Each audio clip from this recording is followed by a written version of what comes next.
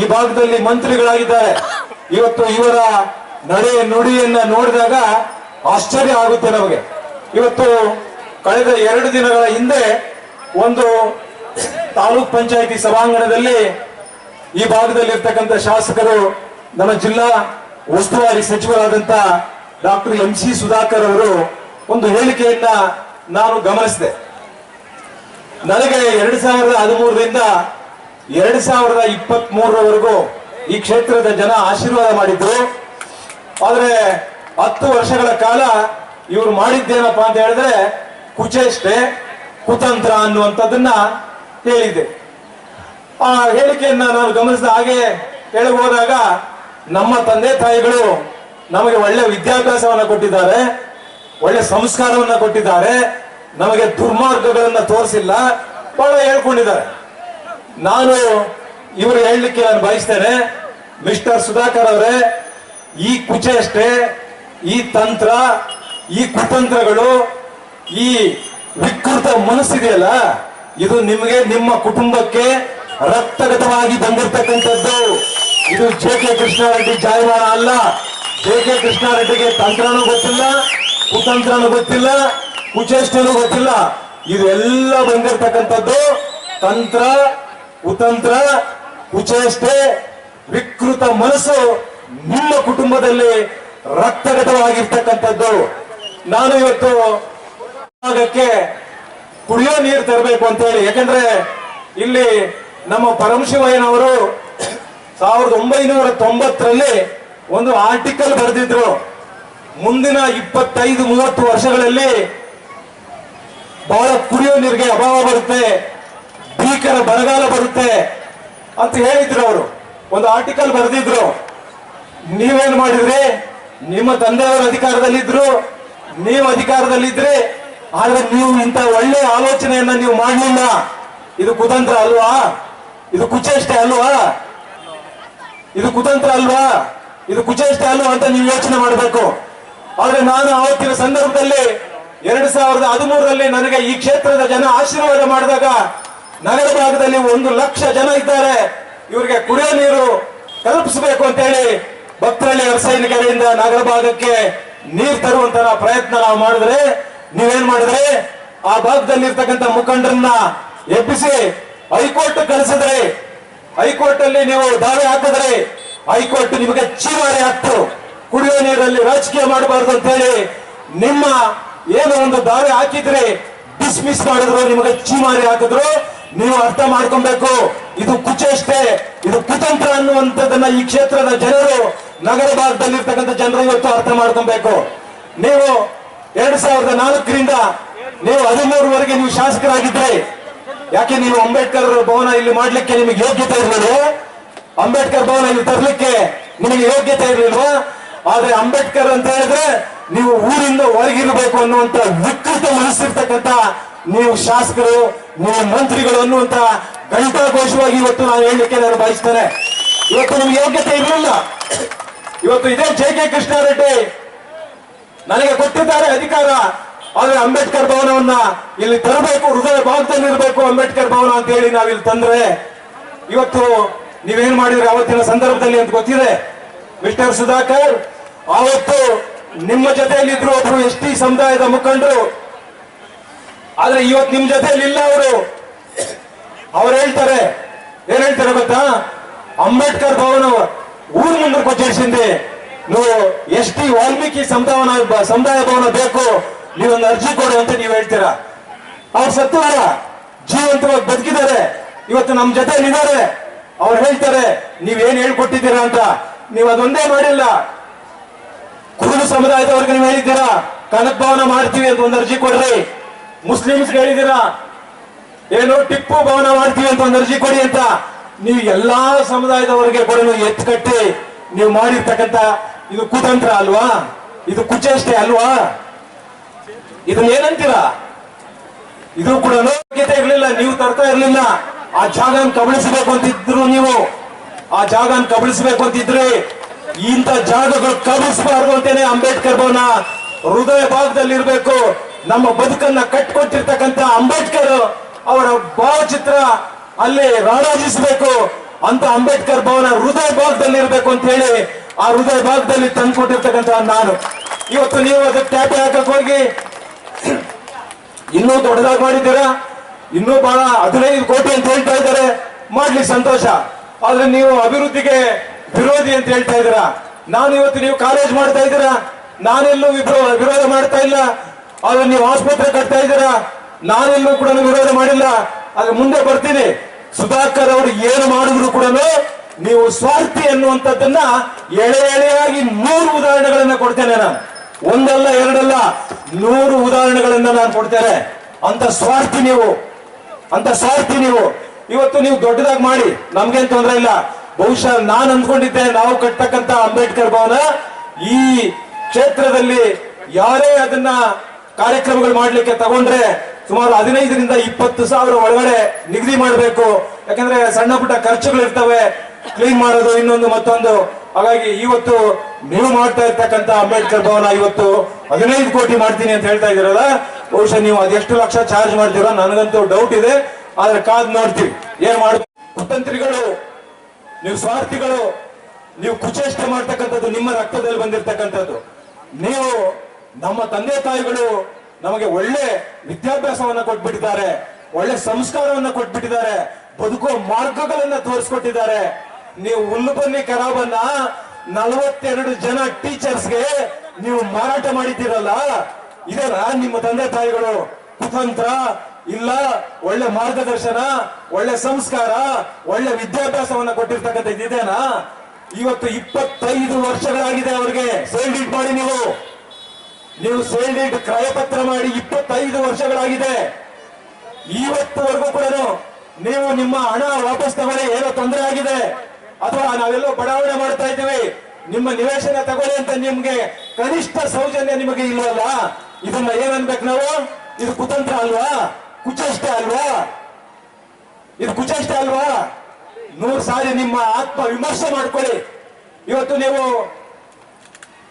ಸರ್ಕಾರಿ ತೋಪಿನಲ್ಲಿ ಶಾಲಾ ಕಾಲೇಜ್ ನಡೆಸ್ತಾ ಇದ್ದೀರಾ. ನೀವೇನಾದ್ರು ಖರೀದಿ ಮಾಡಿದ್ರಾ? ನಿಮ್ ತಂದೆ ಖರೀದಿ ಮಾಡಿದ್ರಾ? ನೀವು ಖರೀದಿ ಮಾಡಿದ್ರಾ? ಇಲ್ವಲ್ಲ. ಸರ್ಕಾರಿ ತೋಪಿನಲ್ಲಿ ಯಾರಿಗೋ 30 ವರ್ಷಕ್ಕೆ ಲೀಸ್ಗಾದ್ರೆ ನೀವು ಆ ಲೀಸ್ ಹತ್ರ 99 ವರ್ಷಕ್ಕೆ ಲೀಸ್ ಮಾಡ್ಕೊಂತೀರಾ. ಆದ್ರೆ ಇದು ಕಾನೂನಲ್ಲಿ ಇದೆಯಾ? ಆದ್ರೆ ಇವತ್ತು ಅಧಿಕಾರಿಗಳು ಕೂಡ ನಿಮ್ಗೆ ಗುಲಾಮರಾಗಿ ಇವತ್ತು ಕೆಲಸ ಮಾಡ್ತಾ ಇದ್ದಾರೆ.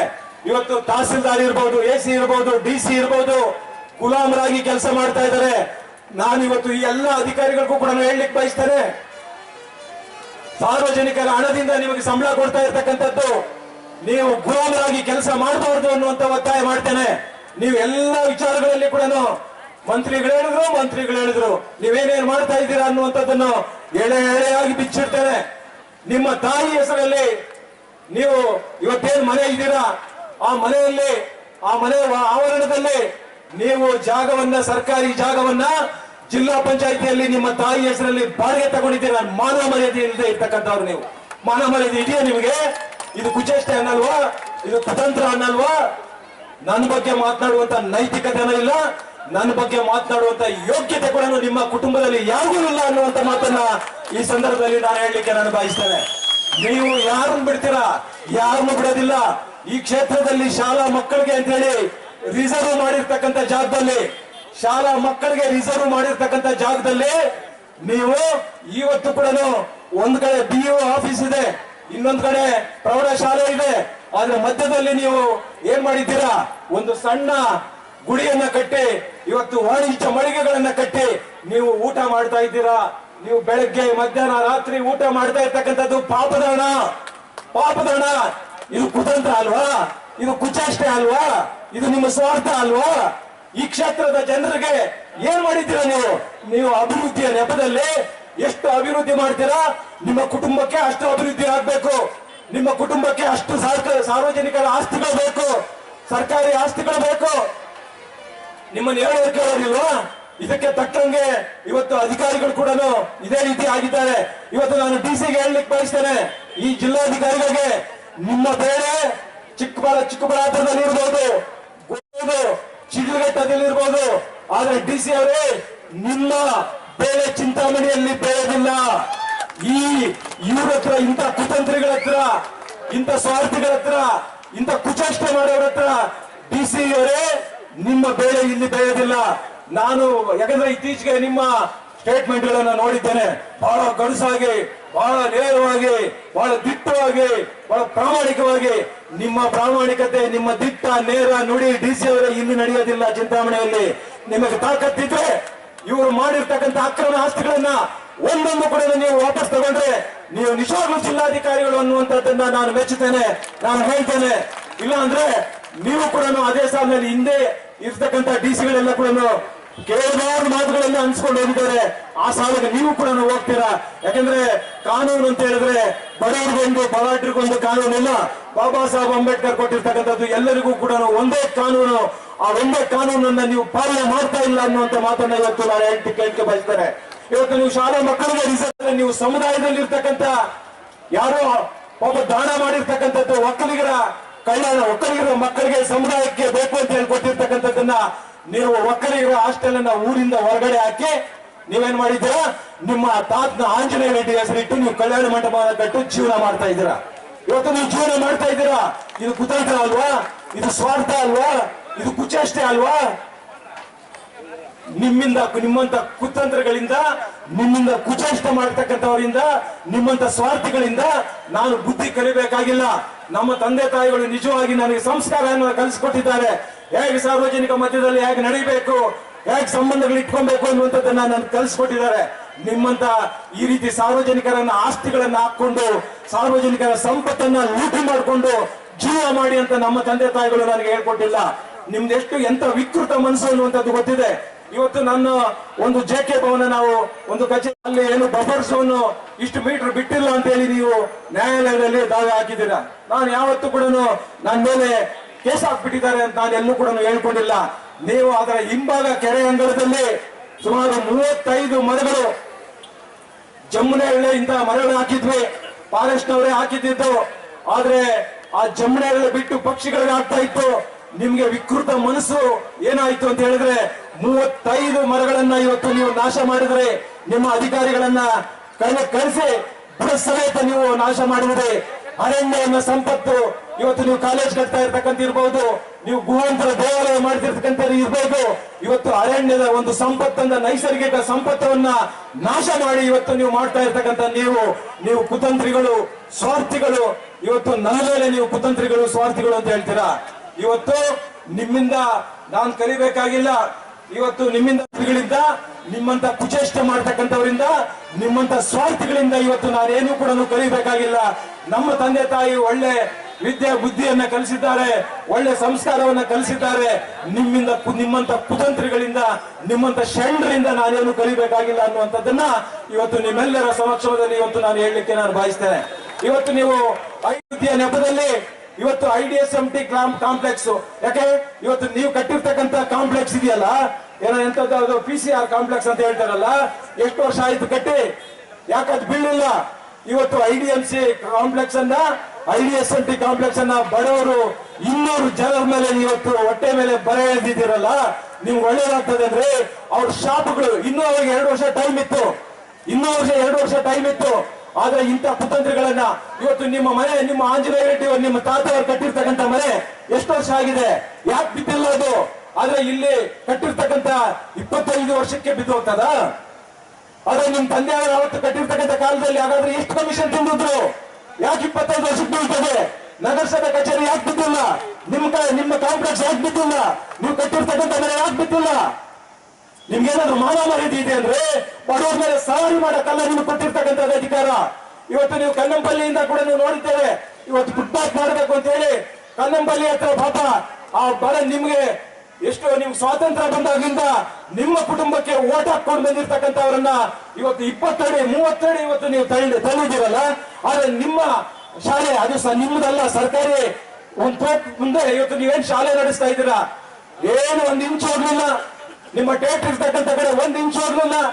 ಆದ್ರೆ ಕಂಡೋರ್ಸತ್ತು ಅಂದ್ರೆ ನಿಮ್ಗೆ 25 ಅಡಿ 30 ಅಡಿ 40 ಅಡಿ ನೀವು ತಳ್ಕೊಂಡು ಹೋಗಿದ್ದೀರಾ. ಇಲ್ಲ ನಿಮ್ಗೆ ಗೊತ್ತಾಗುತ್ತೆ, ಆಂಜನೇಯ ರೆಡ್ಡಿ ಒಕ್ಕಲಿಗರ ಕಲ್ಯಾಣ ಮಂಟಪದ ಆ ಕಾರ್ನರಲ್ಲಿ ಗೊತ್ತಾಗುತ್ತೆ, ಒಂದು ರಸ್ತೆ ಹಿಂಗ್ ಬಂದಿದೆ. ಯಾಕೆ ಅಲ್ಲೇನೋ ಹೋಗೋದ್ರೆ ಪಾಪ ನಿಮ್ಗೆ ಬೇಕಾಗಿರೋರ್ಗೆ ಹೋಗ್ಬಿಡ್ತದ, ನಿಮ್ಗೆ ಬೇಕಾಗಿರ್ತಕ್ಕಂಥವ್ರು ಹೋಗ್ಬಿಡುತ್ತೆ ಅಂತೇಳಿ ನೇರವಾಗಿ ಬಂದು ಹಿಂಗ್ ಬಂದಿರೋದು. ಇವ್ರು ಎಂತ ವಿಕೃತ ಮನಸ್ಸು ಇರ್ತಕ್ಕಂಥವ್ರು ಅಂತ ಹೇಳಿದ್ರೆ 1940ರಲ್ಲಿ ಈ ಮಂತ್ರಿ ಇದ್ದ ವಿನ್ಸ್ಟನ್ ಚರ್ಚಿಲ್ ಅಂತ ಹೇಳಿ ಒಬ್ಬ ಪ್ರಧಾನಮಂತ್ರಿ ಇದ್ದ. ಅವನೇನ್ ಮಾಡಿದ ಅಂತ ಹೇಳಿದ್ರೆ ನಮ್ಮಲ್ಲಿ ಸ್ವಾತಂತ್ರ್ಯಕ್ಕೆ ಮೊದಲು ಏನು ಪದೇ ಪದೇ ದಿನೇ ನಮ್ಮ ಹೋರಾಟಗಳು, ಭಾರತ ದೇಶದ ಹೋರಾಟಗಳು ಹೆಚ್ಚಾಗ್ತಾ ಇದ್ವು ಅಂದ್ರೆ ಒಂದು ದಿನಕ್ಕೆ ಎಷ್ಟು ಜನ ಹೊಡೆದ್ರು ಯಾರು ಕೇರ್ ಮಾಡ್ತಾ ಇರ್ಲಿಲ್ಲ, ಎಷ್ಟು ಜನ ಸತ್ರು ಯಾರು ಕೇರ್ ಮಾಡ್ತಾ ಇರ್ಲಿಲ್ಲ. ಇವತ್ 100 ಜನ ಸತ್ರೆ ನಾಳೆ 1000 ಜನ ಬರ್ತಾ ಇದ್ರು, ನಾಳೆ 1000 ಜನ ಸತ್ರೆ 10,000 ಜನ ಬರ್ತಾ ಇದ್ರು. ಈ ರೀತಿ ಹೋರಾಟಗಳು ಮಾಡಿ ಬಹಳ ದೊಡ್ಡ ಪ್ರಬಲವಾಗಿ ಹೋರಾಟ ರೂಪುಗೊಳ್ತು. ಅಂತ ಸಂದರ್ಭದಲ್ಲಿ ಅವ್ರು ಏನ್ ಯೋಚನೆ ಮಾಡಿದ ಅಂತ ಹೇಳಿದ್ರೆ, ಈಗ ಹೇಳಿದ್ನಲ್ಲ ಅವ್ರ ಹೆಸರು ವಿನ್ಸ್ಟನ್ ಚರ್ಚಿಲ್. ಇವನೇನ್ ಮಾಡಿದ, ಭಾರತ ದೇಶದ ನಾಗರಿಕರು ಇಷ್ಟು ಗಟ್ಟಿಯ ಜನ ಅಂತ ನಾನು ಅಂದ್ಕೊಂಡಿರ್ಲಿಲ್ಲ, ಇವ್ರನ್ನೇನ್ ಮಾಡ್ಬೇಕು ಅಂತ ಹೇಳಿ ಕಡೆಗೆ ಒಂದು ಉಪಾಯ ಮಾಡಿದ. ಏನ್ ಮಾಡಿದ ಅಂತ ಹೇಳಿದ್ರೆ, ಭಾರತ ದೇಶದಲ್ಲಿ ಇರ್ತಕ್ಕಂಥ, ಯಾಕಂದ್ರೆ ಅವ್ರ ಸೈನಿಕರೆಲ್ಲ ಇಲ್ಲೇ ಇದ್ರಲ್ಲ, ಬ್ರಿಟಿಷ್ ಆರ್ಮಿ ಎಲ್ಲ ಇಲ್ಲೇ ಇತ್ತು. ಅವನು ಒಂದು ಆದೇಶ ಮಾಡಿದ. ಏನಂತ ಆದೇಶ ಮಾಡಿದ ಅಂತ ಹೇಳಿದ್ರೆ, ಆವತ್ತಿನ ಸಂದರ್ಭದಲ್ಲಿ ಇವ್ರನ್ನೇನು ಮಾಡಕ್ಕಾಗಲ್ಲ, ಇವ್ರು 100 ಜನ ಸತ್ರೆ 1000 ಜನ ಆಗ್ತಾರೆ ಅಂತ ಹೇಳಿದೆ. ನೀವು ಯಾರ್ಯಾರು ಇದಕ್ಕೆ ಪ್ರಯತ್ನ ಮಾಡಿದ್ದೀರಾ, ನಿಮ್ಮ ವಂಶಗಳು ನಿರ್ನಾಮ ಆಗ್ಬಿಡ್ತವೆ, ನಿಮ್ಮ ವಂಶಗಳು ನಾಶ ಆಗ್ತವೆ. ಒಂದು ಆಲದ ಮರನ ನೀವು ಹೊಡೆದಿದ್ದೀರಲ್ಲ, ನಿಮ್ಮ ವಂಶಗಳು ನಿರ್ನಾಮ ಆಗ್ತವೆ ಅನ್ನುವಂಥದ್ದನ್ನ ಹೇಳಿದೆ.